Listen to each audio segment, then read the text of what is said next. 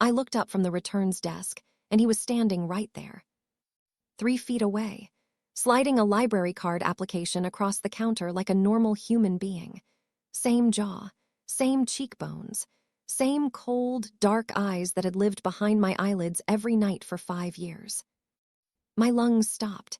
My hands locked on the edge of the counter. The fluorescent lights went sharp, and the room shrank to the size of a coffin, and I was 22 again, on the floor in the dark, in that room. And the only thought in my head, clean and bright as a blade, was, he found me. Welcome back to the channel.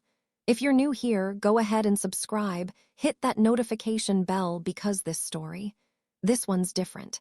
And I promise you, you're going to want to stay for the ending. Let me take you back, because you need to understand what that night stole from me before you can understand what happened next. 5 years ago, I was 22, fresh out of nursing school, broke down to the marrow. Studio apartment in Queens, mattress on the floor, roaches in the walls, $47 in my checking account. My mother had died the year before, ovarian cancer. No insurance. The bills ate everything. My older brother, David, had borrowed money from people he never should have touched to cover her funeral, and that debt had wrapped around our lives like barbed wire. That's how I ended up at the party. David called at 11 p.m. on a Friday, voice shaking so bad I thought someone had a gun to his head. He owed $40,000 to a man named Kwon, a loan shark connected to a Korean syndicate called the Geomunpa. Kwon's collectors were coming, but there was a deal. If I came to a private event in a Manhattan penthouse and served drinks for the night, they'd take $10,000 off. Carry trays, smile one night. Every nerve in my body said run, but David was all I had, and the fear in his voice sounded like a man about to drown. So I put on a black dress, took the train, walked into a world I was never supposed to see. The penthouse was 40 floors up, Central Park glittering below. Men in suits worth more than my rent spoke Korean, Mandarin, English. Women in designer everything, champagne spilling like water. But underneath the cologne and cigar smoke, something predatory lived in that room. I felt it on my skin the second I walked through the door like the air before a storm turns. I served for 2 hours, head down, mouth shut, invisible, safe. Then a man blocked my path. Tall, sharp jaw, eyes like black ice. He took the tray from my hands, set it on a table, and pressed a glass of something clear into my palm. You look like you need this more than they do. His smile had no warmth in it. I said no. He didn't move. 4 men materialized behind him, a wall of dark fabric. One of them put his hand on the small of my back, and every muscle in my body locked. Drink. It's rude to refuse a gift. I drank. 20 minutes, the lights smeared, the floor tilted, my legs dissolved. I remember the tray shattering on marble. Hands catching me, a hallway, a door, a lock. And then pain. I won't describe it. Some things don't deserve words. When I woke up on the floor of an empty bedroom, my dress was torn, there were bruises on my thighs and fingerprints on my arms. The room was dim. My head was full of wet sand, his face above me in the dark, but warped, blurred like looking through water. I held onto fragments, the shape of his jaw, the broadness of his shoulders, but the details kept sliding apart. On the nightstand, a business card. No phone number, no address, just a name. Park Jae-sun. And beneath it, the crest of the Geomunpa. I'd learn later why he left it. Not carelessness, cruelty. He wanted his victims to feel the weight of a name they could never touch. Wanted them to know they'd been used by someone powerful enough to be untouchable. And by leaving his brother's name instead of his own, he guaranteed that if any woman ever went to the police, they'd chase the wrong man. It was a signature and a shield at the same time. I couldn't trust my memory of his face. The drug had smeared everything.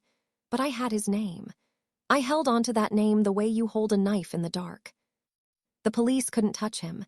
Detective Tours ran the name, Park Yi-sun, 28, suspected head of the Geomunpa's New York operations. No arrests, no convictions. She showed me a grainy surveillance photo. The bone structure looked right.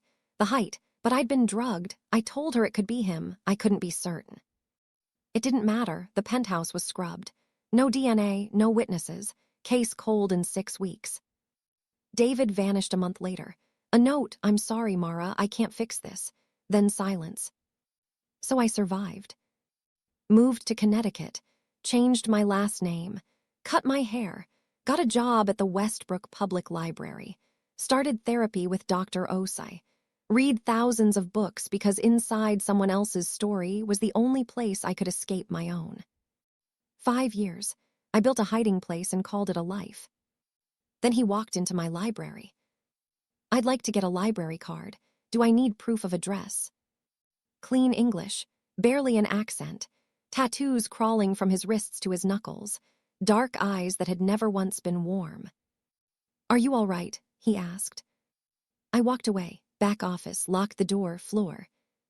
Helen knocked. "Amara," that man seemed worried. "Tell him to leave." When I came out, he was gone, but he'd left his application. Address, 14 Whitfield Lane, Westbrook. I photographed it. He returned 3 days later, browsed fiction, picked 3 Murakami novels, brought them to me. "Have we met?" he asked. "No." He left, black Mercedes, tinted windows, driver in front. That night I drove to 14 Whitfield Lane, gated property behind old-growth oaks set back from the road. I parked 2 blocks away, killed the engine, and watched. 3 hours, just me, the steering wheel, and the glow of his windows through the trees. My hands were steady for the first time in days. Because this, the watching, the waiting, the gathering of information, this wasn't fear. This was hunting. I came back the next night, brought coffee and a blanket and sat until midnight, and the next night after that, I learned his patterns, lights in the study until 11. Kitchen light at 11:15, late-night tea or something stronger. Bedroom dark by midnight. A man with a schedule, a man with habits.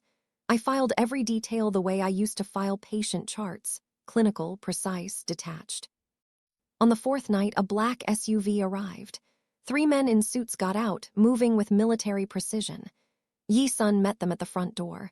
Even from 2 blocks away, I could read his posture, spine rigid, hands clasped behind his back, chin slightly lifted. The men bowed when they reached him. He didn't bow back. I did something I hadn't done the other 3 nights. I got out of the car. I don't know what moved me. 4 nights of watching had made me bolder, or maybe I was tired of being afraid at a distance. I walked along the tree line on the opposite side of the road until I was across from the gate. Close, maybe 40 feet. Close enough to see faces clearly under the porch light. Close enough that if any of them had looked in my direction, they would have seen me. And that's when something snagged in my brain like a fishhook.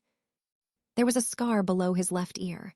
Thin, surgical, unmistakable under the sharp porch light. And a fragment of memory surfaced, not a thought, more like a splinter working free. The man that night, leaning over me in the dim room, the side of his face in the half-light. No scar. The drug had smeared almost everything. My memory was broken glass. But this one piece had been sitting there the whole time, waiting for the right light to catch it. My hands were shaking. I pulled out my phone, Park Yi-sun brother Geomunpa. And my life came apart for the second time. Park Yi-hyun, older brother, same bloodline, nearly the same face. Auto-translated Korean articles at 2 a.m., hands trembling, windshield fogging. 6 years ago, the brothers fought a succession war. Yi-hyun was the father's heir. But the syndicate elders intervened. He was removed for conduct unbecoming. Assault, sadism, cruelty that even a crime syndicate couldn't stomach. But removal didn't mean exile. Another article explained what happened next. Yi-hyun refused to return to Seoul. He stayed in New York, operating independently through Kwon's network, the same Kwon who held David's debt, the same Kwon who arranged the party. The elders had stripped his title, but he'd kept his teeth. 2 years ago, he finally went back to Seoul. Someone was waiting, shot dead outside a nightclub, gone. I found a photo of both brothers side by side. Nearly identical, but Yi-hyun's face was broader, harder, emptier. And he had no scar. The card on the nightstand, Yi-sun's name, Yi-hyun's face. The older brother had used his younger brother's identity like a mask, so anyone who came looking would find the wrong man. 5 years, I had hated the wrong person. And the man who destroyed me was already 2 years dead, buried in Seoul, gone before I ever had the chance to look him in the eye and make him see what he'd done. I sat in that car until the sky turned gray and then pink and then pale blue. I didn't cry. I was past crying. I was somewhere beyond tears, a flat, blank country where every emotion I'd built my survival around was collapsing like scaffolding pulled from a building that was never finished. For 5 years, Park Yi-sun had been the center of my rage, my compass point, the name I whispered when the nightmares came because numbing the monster made it smaller. And now the monster had the wrong name and the wrong face, and the real one was already Ash. What do you do with 5 years of hate when the target disappears? You sit in a car until the sun comes up, and then you drive home, and then you figure out who you are without the story that's been holding you together. I tested Yi-sun before I confronted him. The following Tuesday, I stayed at the counter, watched. He returned his books, picked up a roomy collection, sat in the armchair by the window. A little boy walked up to him. "Do you know where the dinosaur books are?" Yi-sun closed his book, crouched to the kid's height, spent 15 minutes finding the right one, laughed when the boy said a T-Rex would definitely beat a great white shark. The sound of that laugh, surprised, real, human, made something in my chest shift sideways. The Tuesday after that, I was shelving in the back stacks. He was 1 aisle over. Through the gap between books, his eyes found mine. 3 seconds, 4, the air between us went electric. I looked away first. My face was burning. That scared me more than he ever had. November, rains violent, hammering the parking lot into a river, closing alone. He was under the awning, driver late. "Your brother," I said. He went still, braced. "Park Yi-hyun, he's the one who hurt me. 5 years ago, a penthouse. He drugged me, left your card." My voice cracked. "I spent 5 years thinking it was you." His hand hit the brick wall, holding himself up. I knew something was wrong with him, since we were kids. His voice was raw, nothing controlled, nothing polished. When I took over, I had him removed, but he refused to leave the country. He kept running through Kwon's network, and I told myself that wasn't my problem anymore because he wasn't under my authority. His breathing was jagged, but he was under my name, and I chose not to face that because facing it meant destroying my own brother. "After he died," he said, "women started coming forward, 7. My knees buckled. I grabbed the door frame halfway down. One hand on metal, rain in my face, legs refusing to work. He stepped toward me. I threw my other hand up, stop, and he froze. 7. I found 5. Lawyers, therapists, financial support, anonymous. I've spent 2 years looking for the other 2. His eyes were wet. "You're the 6th. Rained for a long time. "The 5 you found," my voice was barely there. "Are they okay?" Surprise crossed his face, like he hadn't expected me to ask about anyone but myself. 2 are doing well, 3 are still struggling. 1 attempted last year, she survived. I'm paying for her care. 7 women, connected by the same hands. And this man, tattooed, dangerous, criminal, had been quietly trying to stitch closed wounds his brother tore open. "My name is Amara." "Amara," he said it like holding glass. He placed a card on the windowsill, phone number, nothing else. Day or night. Then he walked into the rain and was gone. I didn't call for 3 weeks. Dr. Ose, I saw it on my face. Mid-session, white noise machine humming. Something's changed. I told her everything. She listened. Then, "Do you want to call him because he can help you heal? Or because rewriting the villain into a hero is easier than accepting that your story doesn't have one?" I stared at her. "You built your survival around a clear enemy, Amara. Now the enemy is gone, and in his place is a complicated man offering complicated things. Is it him you're reaching for, or the comfort of a new narrative?" I didn't answer, couldn't. Called him Thursday night anyway. He answered instantly. "If you lie, I'll disappear so clean you'll never find me." Ask. "While your brother was hurting women, did you suspect? Not after, during." Long silence. Then, "I suspected he was violent, confronted him. He denied it, and I chose to believe him because that was easier than destroying my own brother. That cowardice, I'll carry it until I die. Ugly, honest, human. I believed it because a man trying to impress me would never say it. Why Westbrook? Why my library? Seo Young-ho, my brother's former lieutenant. He's been rebuilding Yi Hyun's old network, trafficking, extortion. His operations have been expanding into southern Connecticut. I moved here 3 months ago to dismantle it from close range. A pause. The library was an accident. I needed quiet. I didn't know you existed until you looked up from that counter and stopped breathing. Tuesdays, 2 p.m., books first. He loved Dostoevsky. I loved Baldwin. He said the trial was about bureaucracy. I said it was about being black in America. He went quiet, then laughed, involuntary, real, and I stopped trying to push the feeling back. One Tuesday, he leaned over the counter to see my screen. His hand landed next to mine, an inch apart. I saw a tattoo on his index finger, Korean characters running from knuckle to nail. What does that say? He turned his hand to show me, his fingers almost touching mine. It says, remember what silence costs. I looked up, close enough to see the scar in detail, close enough to count the threads of his collar. His eyes found mine, and they weren't cold anymore. Don't, I whispered. I wasn't going to. I know, not yet. He pulled back, no push, no sulk, and the absence of his warmth felt like something being stolen. January, Thursday, locking up alone.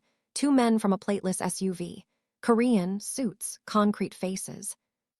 My full name, the one I'd changed.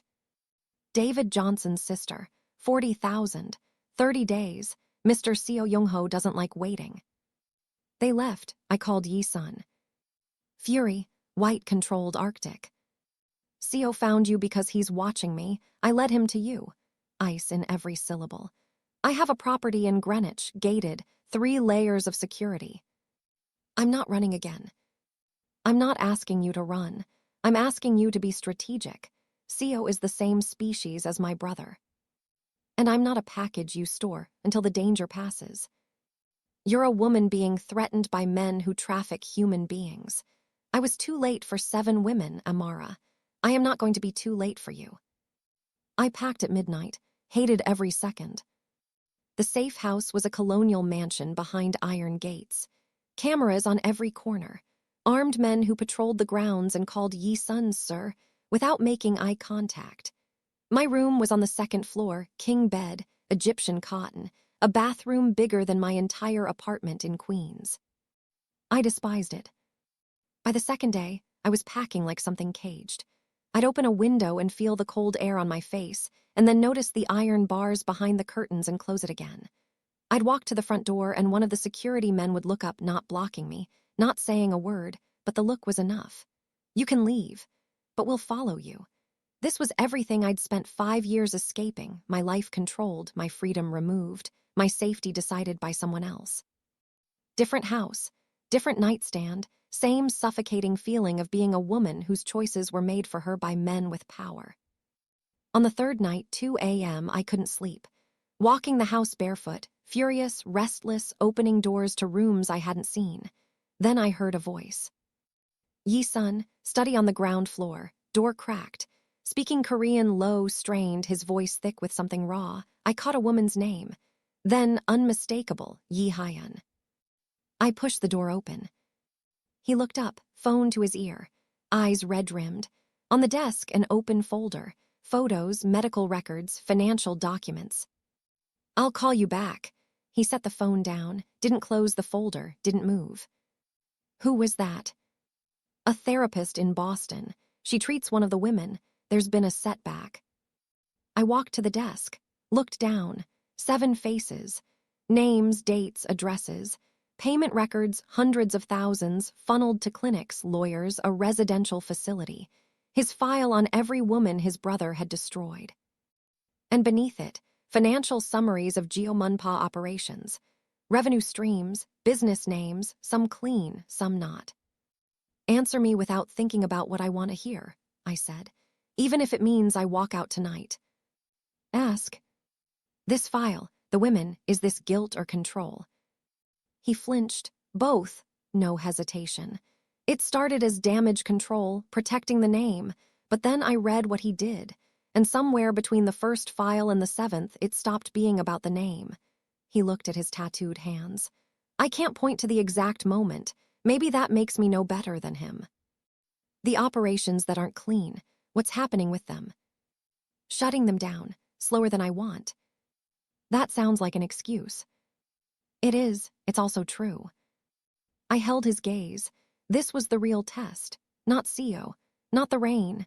This, a man at 2 a.m. with every mask stripped off, letting me judge. I'm staying, not because I trust you, because I'm watching you. And if this is costume over something uglier, I'll burn you down myself. Clear. 4 days later, CEO escalated. Yi-sun in the kitchen, phone down, face gray. CEO took David. The glass in my hand shattered on tile. David is alive. Philadelphia, different name. Construction work. CEO's people grabbed him 2 days ago. He wants a face-to-face. That's a trap. I'm not going in blind. I've been cooperating with federal prosecutors for 2 years, financial records, trafficking routes, communication chains. The FBI is staging a tactical team 2 blocks out. If it goes wrong, they move in. 2 years. Since the first woman came forward. 2 faces for 2 years. Syndicate boss and federal witness.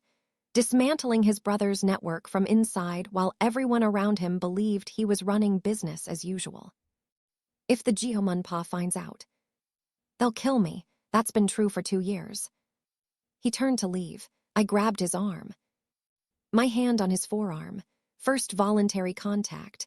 The muscle was taut, warm, alive beneath fabric. I held on tighter than I meant to. He looked at my hand, then my face.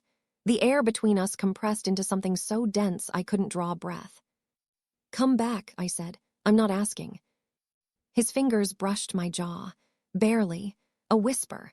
But it moved through me like electricity, lighting up things I'd thought were dead. I'll come back. Gone. The first 4 hours, I paced. I walked the 2nd floor hallway until I could have drawn the floorboard pattern from memory. I sat in the armchair and tried to read same book I'd been halfway through all week, and read the same paragraph 11 times without absorbing a word. The letters swam. The sentences fell apart. I made tea, didn't drink it, made another. Didn't drink that either. I stood at the window and stared at the gate like I could will headlights into existence. I asked the security detail for updates. Nothing yet, ma'am. An hour later, same answer. At 9 p.m., I sat on the floor of my room with my phone in my lap, staring at the screen so hard my eyes burned, willing it to ring. At 9:30. I started doing what I'd done every night for 5 years when the darkness got too close. I started making lists in my head. Things I could control. Things I could count. Exits in this house. Windows on the 2nd floor. Steps to the front door. And then I stopped, because listing exits was hiding. Counting windows was surviving, and I was done surviving. The 5th hour, something shifted in me. A gear turning, because packing was waiting. And I was done waiting for men to determine what happened to me. I went back to the study. Yi-sun's files were still on the desk, the Geomunpa operations, the financial summaries. I'd looked at them during the confrontation, but I hadn't really read them. Now I did. Every page, every name, every transaction. And on the 7th page, I found something. A property in Bridgeport, a warehouse listed under a shell company called Hanjin Logistics. The name meant nothing to me, but the address matched something I'd seen, the parking lot where CEO's men had confronted me at the library. I'd memorized their license plate that night out of pure survival instinct, the way you memorize exits in a building. And in Yi-sun's files, that same plate number appeared in a delivery log connected to the Bridgeport warehouse. CEO was using Hanjin Logistics as a staging point. It was in the files. Yi-sun might have known, or he might have missed it in the thousands of pages he'd handed over to the FBI. But I hadn't missed it. I called the number on the FBI contact sheet clipped inside the folder. A woman answered, Agent Ruiz. My name is Amara. I'm at the Greenwich safe house. Park Yi-sun is in a meeting with CEO Young-ho right now, and your tactical team is 2 blocks out. I have information about a secondary location, a warehouse in Bridgeport that CEO is using as a staging point for his operations. The address is in Park's files, but I don't think it's been flagged. Silence. Then, how do you have access to these files? Because I'm the woman CEO threatened, and I'm done sitting in this house waiting for someone else to fix my life. I gave her the address, the plate number, the shell company name. She took everything down, asked me to stay on the line. 15 minutes later, she came back. The warehouse was active. CEO had men stationed there. The FBI was dispatching a second unit. I hung up. My hands were shaking, not from fear, from something else entirely.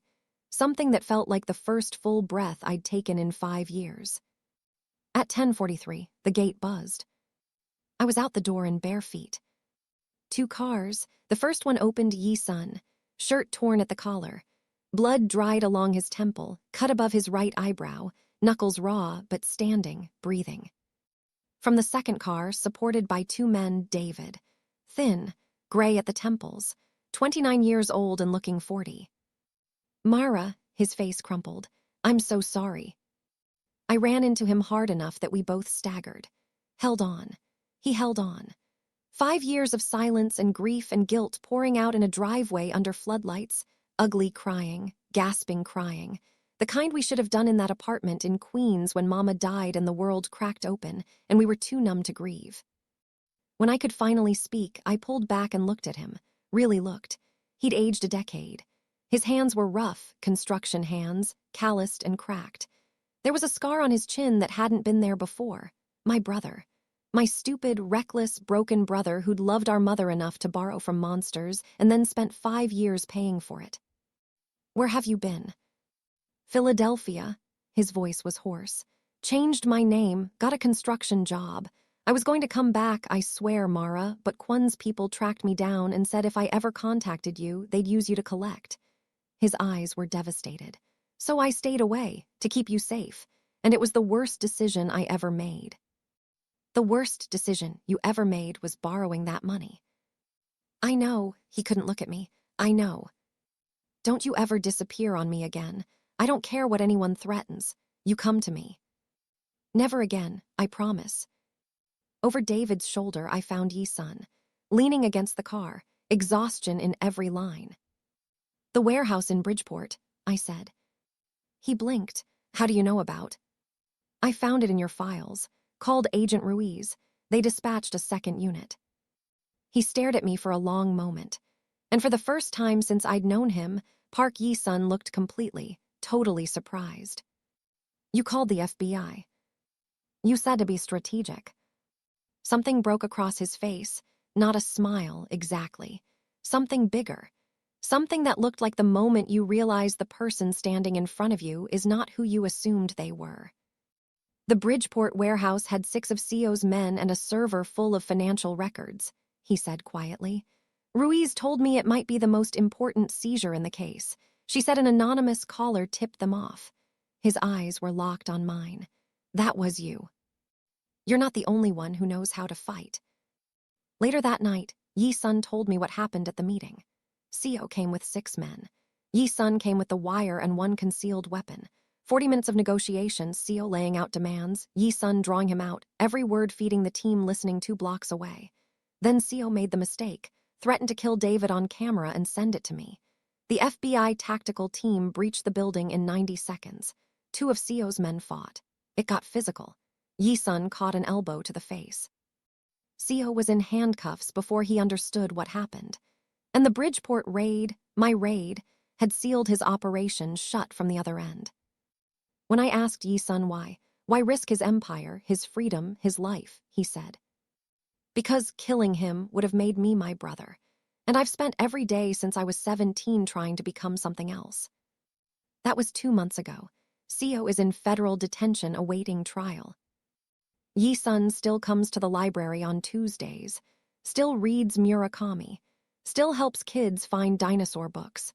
The tattoos still cover his hands, his neck, and the skin I haven't seen yet. David is living in my apartment while he gets back on his feet. He's looking for work. He started therapy, my referral, Dr. Osai's practice. Some nights we sit at my kitchen table and don't talk about anything important, and it feels like the most important thing in the world. Last Tuesday, after closing, Yi-sun and I stood in the parking lot under a sky of cold winter stars. Same time next week. I stepped forward, closed the distance, put my hand flat against his chest, over the tattoos, over the heartbeat. His hand covered mine, warm, steady. We didn't kiss, we're not there yet, maybe not for a long time. Healing isn't a line, it's a direction, some days forward, some days just standing still without falling. But I'm not hiding anymore. I thought about Dr. Osai's question, was I reaching for him or for a new story? And the honest answer was both. The way his guilt was both calculation and conscience. The way truth is always two things at once, ugly and beautiful, broken and building. Two people shattered by the same man, standing in the wreckage, choosing every Tuesday at 2 p.m. to build something that doesn't have a name yet. His hand over mine, my hand over his heartbeat. For now, that's enough.